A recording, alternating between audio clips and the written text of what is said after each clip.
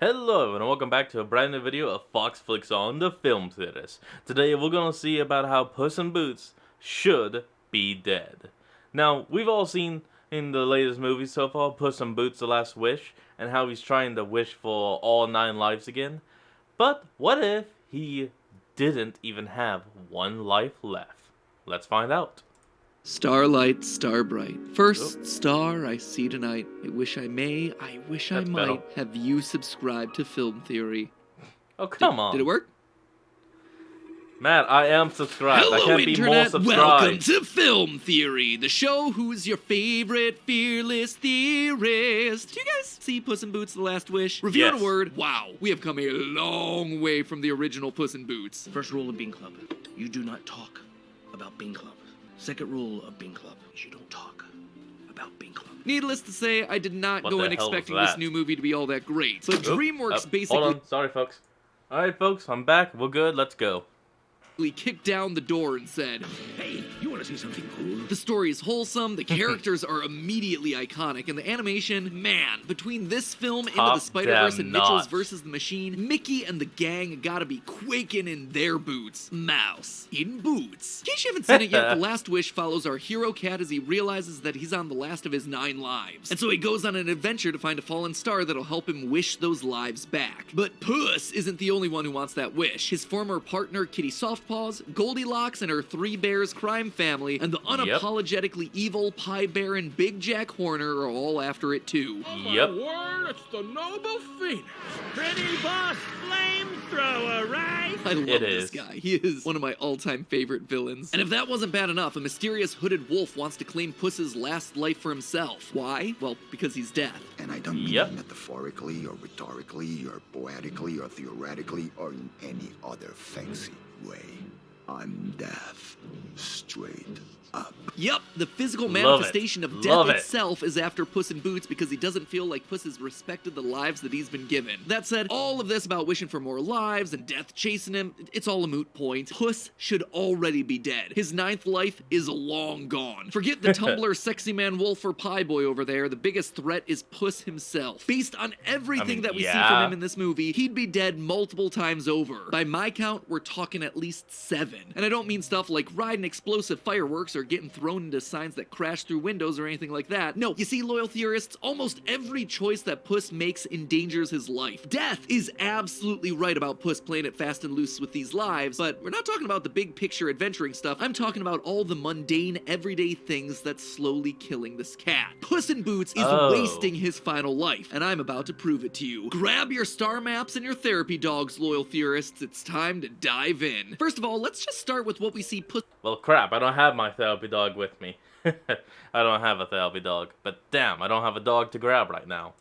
in Boots eating throughout the film. See, Puss eats and drinks a lot of stuff that would be super unhealthy for a cat. And before you jump down into the comments section telling me that this is just a cartoon with a magic cat, Matt Pat, you need to stop taking all these things way too seriously. First off, do you know what channel you're on? Secondly, though, we absolutely should be taking a look at what Puss is eating and drinking because we already know that it straight up was the cause of one of his deaths. During that opening montage, Puss eats shellfish. During this opening montage, Puss eats wow, that might be one of the hardest tongue twisters in a long time. During that opening Take your time. montage, Puss eats shellfish and dies as a result. Woo!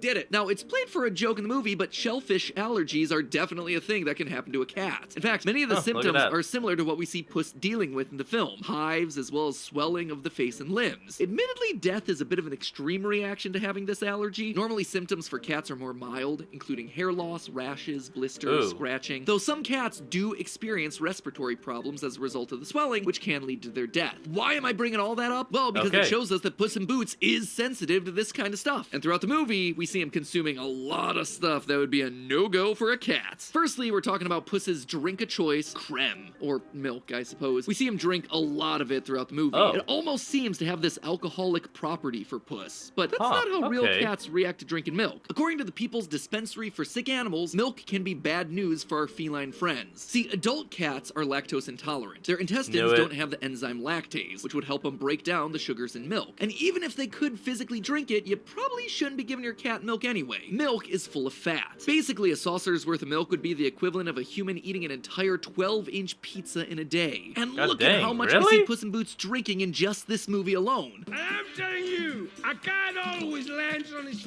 Ha! I am Puss in Boots. I am no one's lap cat. Do you see all those empty glasses on the bar? From this aerial wide shot, I count at least 8 empty glasses plus the one that he's working on. And Puss isn't even done. Another glass of cream. Make it your heaviest. That right there is the equivalent of Puss eating 9+ full pizzas worth of fat in just one sitting. This is coming the day after he had yet another milk binge. So, despite what all the old cartoons said about giving your cats milk as a treat, do not do it. It is just super unhealthy and can lead to cats becoming overweight and or their early... Don't give cats milk unless you want to clean up a whole pile of cat... Because... well, yeah, as he said, cats are lactose intolerant. You give cats milk, you better have a good litter box for them, because that's going to be a lot of shit. Death. So, chalk up 1 extra death for Puss. He met his maker through milk. But perhaps even worse than the milk, Oh, come on, no. Okay, we're back. Let's go. coffee. In the opening fight against the Giant of Del Mar, we see Puss do this. Gracias. Caffeine is really unhealthy for cats, to the point that it can be seriously dangerous for them to consume considering their smaller bodies. If you want to know more about how crazy dangerous caffeine can be in higher doses with humans, we actually just did a video about that over on Food Theory. But for a cat, side effects from a cat consuming caffeine includes an increased heart rate, abnormal heart rhythms, vomiting, diarrhea, tremoring, seizures. According to the Pet Poison Helpline, a moderate amount of coffee can easily cause death in small dogs or cats. Now, before you start freaking out and hiding all your coffee in a lockbox away from your animals, a small sip of coffee probably wouldn't impact a young, healthy animal too much. But Puss isn't that young anymore. So downing an entire cup of coffee like we see, that is gonna be bad news for this animal, and might literally have been the end of him if the bell didn't crush him to death mere minutes later. Caffeine overdose, death number 2. But it's likely that Puss would have died Wait. Can you even chalk the caffeine up since the bell crushed him pretty much right after?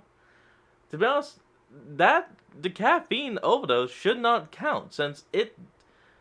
Well, you know what? Never mind. Let's just watch this.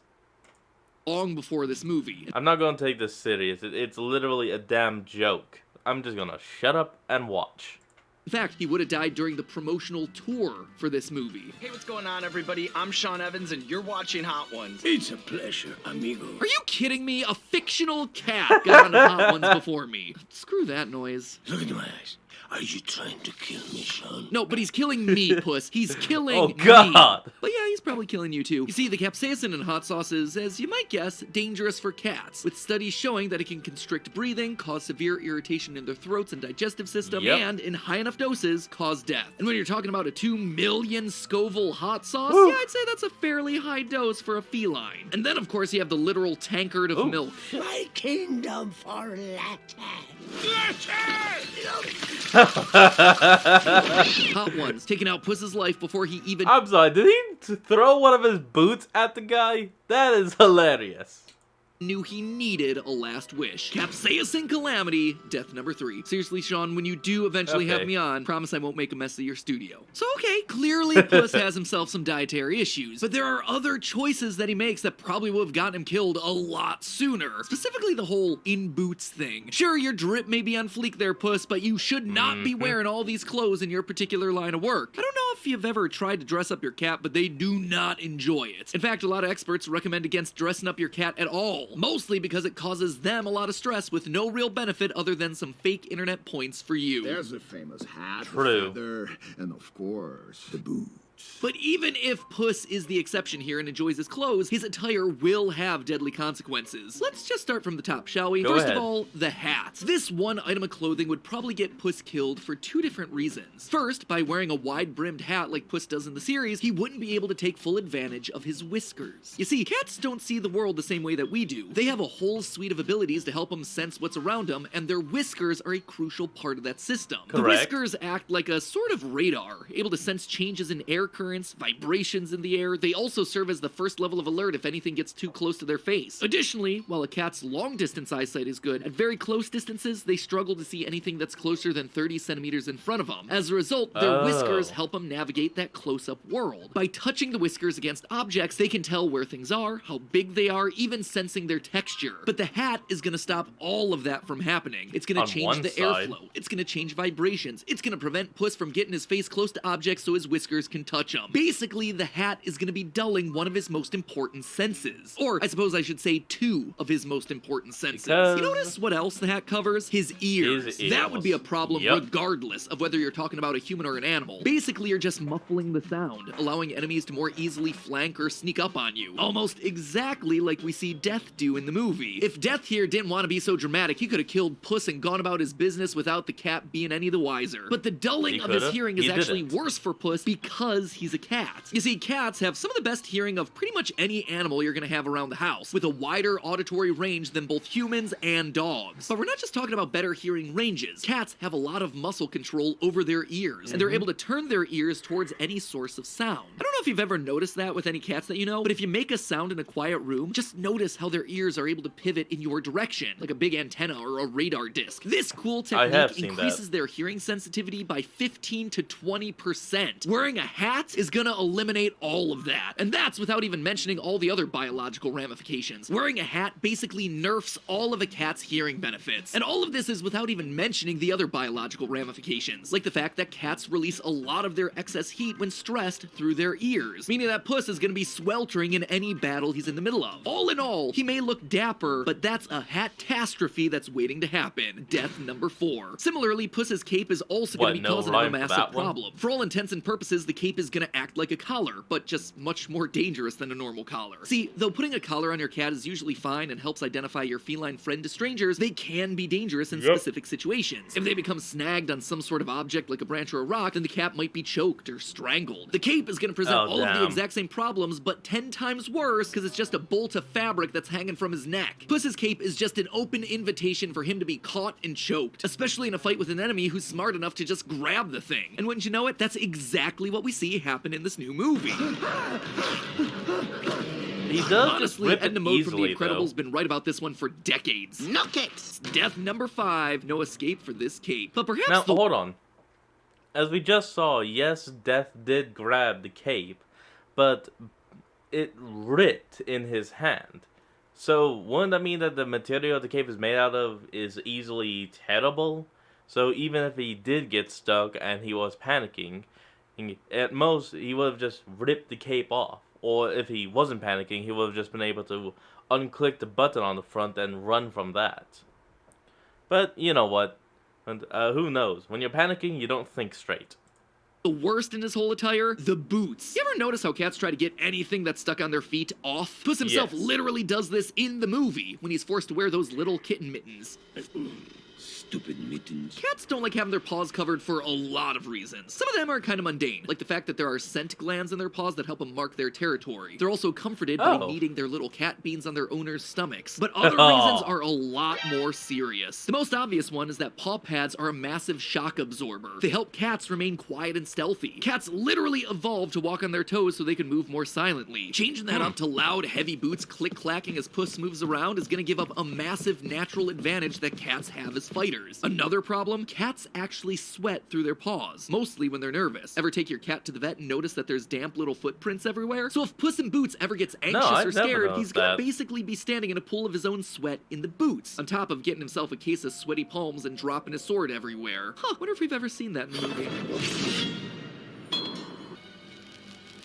I love the smell of fear. But not only is it a problem in battle, it's also just unhealthy for Puss. Sweating helps regulate your body temperature, cooling you by evaporating on the skin. This works the same way with the sweat coming from cat paws, but it simply wouldn't be possible if two of Puss's paws were in leather boots that don't breathe at all. They'd be sticky and gross and wouldn't help him cool off. And if anyone is in need of staying cool, it's Puss. Trust me, I run hot. Without the ability to sweat unimpeded, Puss is running the risk of overheating, especially during those anxious fits after he fights death. And on top of all of that, just like the hat covering his ears, covering up Puss's paws are also going to be a massive disadvantage when it comes to his senses. It's not super common knowledge, but cats Oh, come on. No. And we're back. actually have tiny tactile hairs between their paw pads that act similarly to whiskers. These hairs not only act as a protective covering against debris, chemicals, or exposure to the elements, but along with nerve receptors in the pads themselves, they let the cat know a lot about the ground that they're walking on. What sort of material is it? What's the temperature? With the boots, he's losing basically all of the feedback that cats get from their paw pads and the hairs touching the ground. In short, it's a recipe for death number 6, death in boots. So, is that it? Did his vet/barber have the right idea in the film when he said that Puss should abandon his outfit and retire? That he should be living out his life? Well, hold on. He wasn't just a doctor on a bauble. He was a doctor, a bauble, the town. Oh, crap. I'm forgetting everything now. Oh, I only remember the witch doctor part. Damn it. With that old woman, Mama Luna, lounging around the house as a normal house cat? Well, not exactly. Resigning himself to a life of pickles Who told you the name? may just have been the most dangerous thing for him in the movie. See, despite this being the simple, easy life for Puss in Boots, he should not be spending his sunset years with Mama Luna. And it all comes down to one super simple thing: poop. You see, despite being played as a joke in the film, there's only one litter box in her entire house. Only one. A single box for, how many cats does she have? Dozens, at least. If you pause the movie at this wide shot, you can count at least 45 cats in the house, including Puss. Frankly, that is just far too many cats to be sharing a single litter box. Unless Mama Luna's cleaning that box every single time a cat goes potty, which she is definitely not, given how gross that thing looks and how comically long the queue is to use it, the cats are going to be actively stepping in each other's waste. Not only is that just disgusting, this setup would create a hotspot for the spread of disease between the cats. The most serious of these fecal-borne diseases is a type of coronavirus infection that can mutate into feline infectious peritonitis, or FIP, a disease that's commonly fatal to cats. So yet again, Puss choosing this life would probably have also led to his premature death. Death number 7, one crappy way to die. Honestly, if Puss really wanted to choose a life that wouldn't be courting death, that wouldn't be putting him in constant danger for no reason, he just needs to be a normal house cat. So Puss, hang up your sweaty boots and your sound dampening hat and find yourself a nice old lady who doesn't have 44 other cats. All in all, by my count, Puss probably should have died a total of 7. Wait, technically, wouldn't... Okay, so if y'all remember in like the fourth Shrek movie, Shrek Happily Ever After, I think that was it, Shrek wishes that he never saved Fiona from the tower, and Puss ended up being her pet cat. Was that technically the best life for him then? Because he wasn't wearing a hat, he didn't have the boots, he was just a lazy fat cat. So other than drinking milk, he should have been fine. 7 extra times than we see recounted in the movie. In total, we're talking about 15 deaths. Looking at it that way, a sickle-carrying wolf and a unicorn horn crossbowing maniac were probably the least of Puss's concerns. Really, when it comes to valuing your life, a lot of times it's the little things, the small, everyday decisions that ultimately add up to the life that's well-lived. Maybe that's why Wolfie was following him the whole time. It wasn't to punish Puss for his reckless adventuring, but instead to consult him on proper dress and a heart-healthy diet to keep him alive longer. Seriously, even if he got his wish for another 9 lives, he'd still only have 3 remaining. Why not ask for, like, I don't know, 100 extra lives there, Puss? I guess counting really isn't your strong suit. But hey, speaking of cats needing to eat better so they can live longer, healthier lives, let's talk about Meow Mix, the sponsor for today's episode. In case you don't... That is what we're going to cut off today's video then. And I hope you all enjoyed this. Remember to like, comment, and subscribe for more. Link will be in the description, and I'll see all of you folks next time when we flick on. Peace out.